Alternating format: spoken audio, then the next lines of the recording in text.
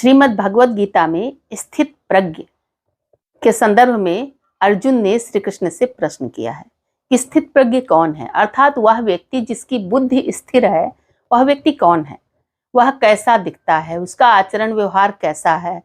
वह किस प्रकार चलता फिरता बैठता है। तो इसके संदर्भ में श्री कृष्ण से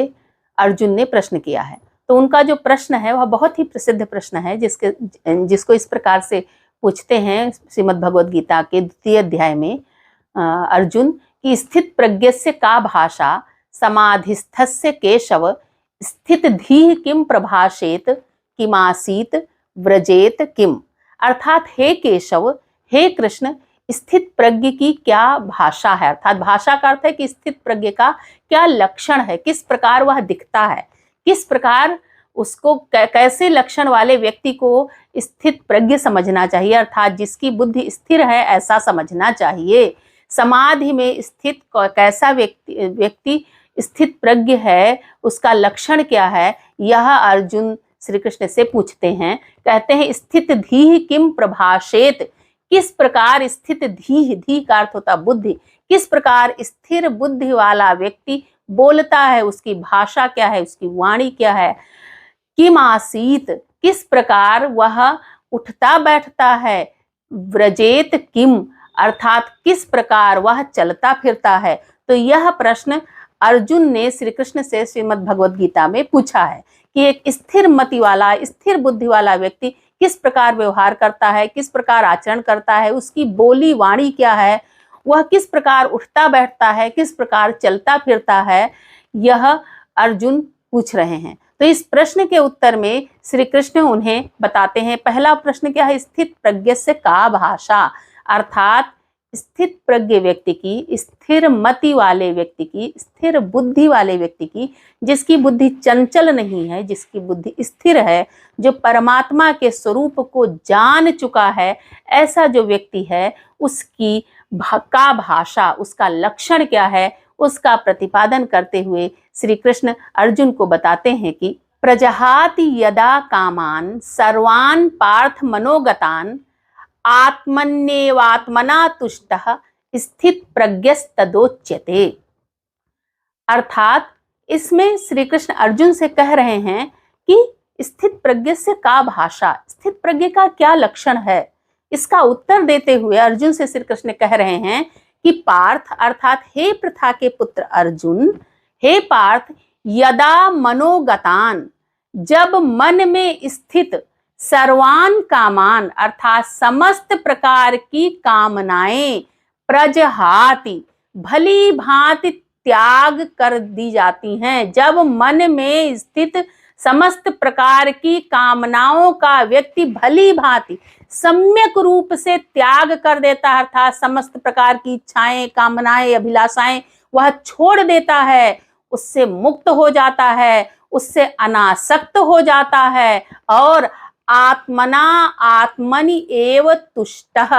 अर्थात आत्मा से, आत्मनि अर्थात आत्मा में, एव अर्थात ही, तुष्टः अर्थात संतुष्ट रहता है। अर्थात जो कुछ भी उसके पास है उसी में वह स्वयं संतुष्ट रहता है, उसको अन्य किसी प्रकार की कामनाएं नहीं रहती, क्योंकि वह सभी प्रकार की कामनाओं का त्याग कर देता है, सर्वथा त्याग कर देता है। तब ऐसी स्थिति में तदा स्थित प्रज्ञः उच्यते, तब ऐसी स्थिति में व्यक्ति को स्थित प्रज्ञ अर्थात स्थिर प्रज्ञा अर्थात बुद्धि वाला व्यक्ति कहा जाता है। अर्थात ऐसे व्यक्ति को जिसने अपनी समस्त कामनाएं त्याग दी हैं, जिसके मन में किसी प्रकार की इच्छा रह ही नहीं गई है, जिसके पास जो कुछ भी है उसी से वह संतुष्ट है। तो ऐसे स्थिति में रहने वाला जो व्यक्ति है,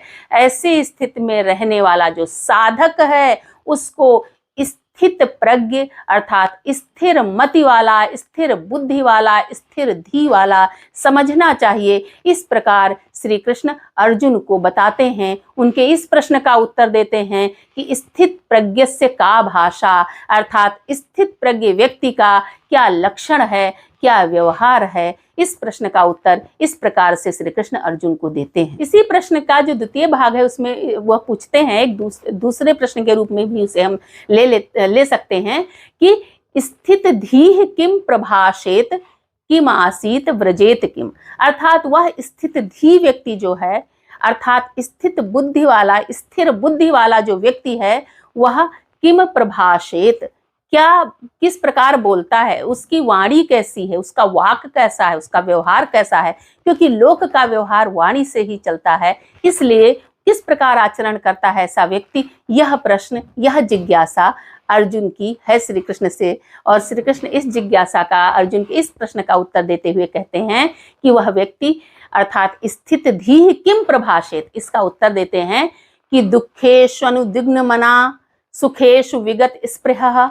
वीतराग भय क्रोधः स्थित धीर मुनि रुच्यते। अर्थात वह किस प्रकार से, कैसे व्यक्ति को स्थित धीः कहा जाएगा, स्थित प्रज्ञ कहा जाएगा, तो कह रहे हैं कि ऐसा व्यक्ति जिसका दुखेशु अर्थात दुखों से, दुखों की प्राप्ति होने पर जो व्यक्ति अनुद्विग्न मना, अर्थात जिस व्यक्ति के मन में किसी प्रकार का उद्वेग नहीं उत्पन्न होता, किसी प्रकार का विकार नहीं उत्पन्न होता, किसी प्रकार का दुख नहीं उत्पन्न होता, शोभ नहीं उत्पन्न होता, संताप नहीं होता, जो संतप्त नहीं होता, जो व्याकुल आकुल व्याकुल नहीं होता, ऐसा व्यक्ति, और जो व्यक्ति सुखेश अर्थात सुखों की भी प्राप्ति होने पर विगत स्पृह, जिसकी इच्छा जो है, जिसकी स्पृह जो है, जो निस्पृह हो गया, अर्थात सुखों की प्राप्ति होने पर भी जिसमें किसी प्रकार का कोई लगाव नहीं रह जाता, सुखों के प्रति कोई कामना नहीं रह जाती, सुखों से जो अत्यधिक प्रसन्न नहीं होता, जिसमें किसी प्रकार की प्रसन्नता का भाव नहीं होता,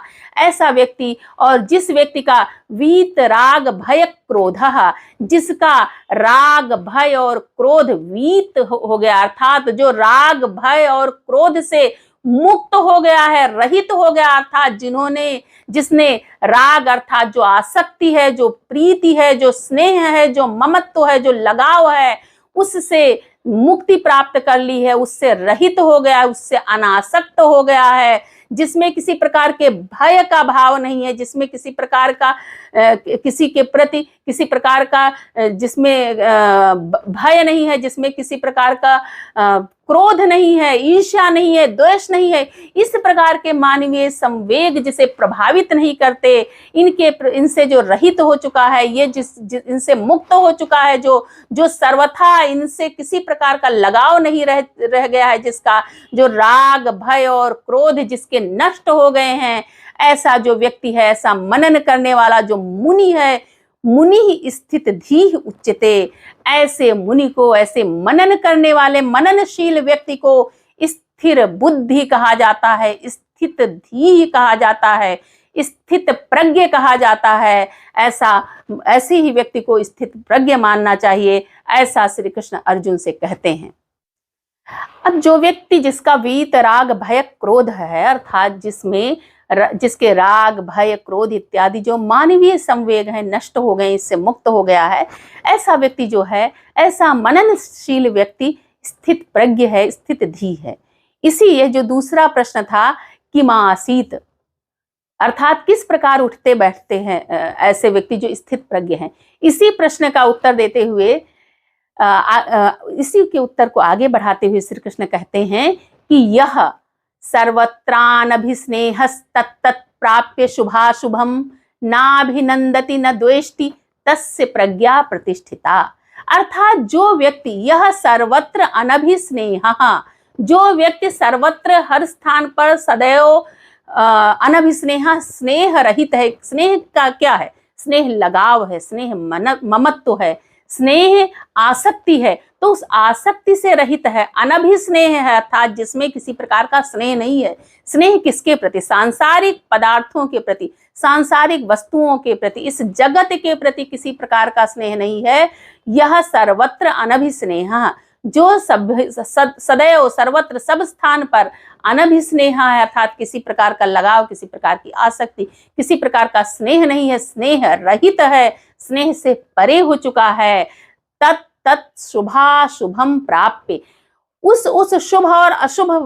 वस्तु को प्राप्त करके न अभिनंदती, न अभिनंदन करता है, न बहुत अधिक प्रसन्न होता है जब उसे कोई शुभत्व का दर्शन होता है, जब उसके साथ अच्छा होता है, उसे सुखकर वस्तुएं प्राप्त होती हैं, तब उसका बहुत अभिनंदन नहीं करता है। जो व्यक्ति बहुत अधिक प्रसन्न नहीं होता है, न द्वेष्टि, और जब उसके साथ अशुभ होता है, जब कोई बुरा कार्य होता है, बुरा व्यवहार होता है, कष्ट होता है, शोक उसके जीवन में आता है, तो न वह द्वेष करता है, न वह उससे दुख का अनुभव करता है, न उसके मन में किसी प्रकार का ईर्ष्या का भाव आता है। ऐसा जो व्यक्ति है, जो न अभिनंदती न द्वेष्टि है, तस्य प्रज्ञा प्रतिष्ठिता, ऐसे व्यक्ति की बुद्धि को, प्रज्ञा अर्थात बुद्धि को प्रतिष्ठित अर्थात स्थिर समझना चाहिए। ऐसे व्यक्ति को स्थित प्रज्ञ समझना चाहिए, ऐसे व्यक्ति को स्थिर मति समझना चाहिए, ऐसे व्यक्ति को स्थित धी समझना चाहिए। अर्जुन से श्री कृष्ण कहते हैं कि इस प्रकार का व्यक्ति जो स्नेह से रहित हो चुका है,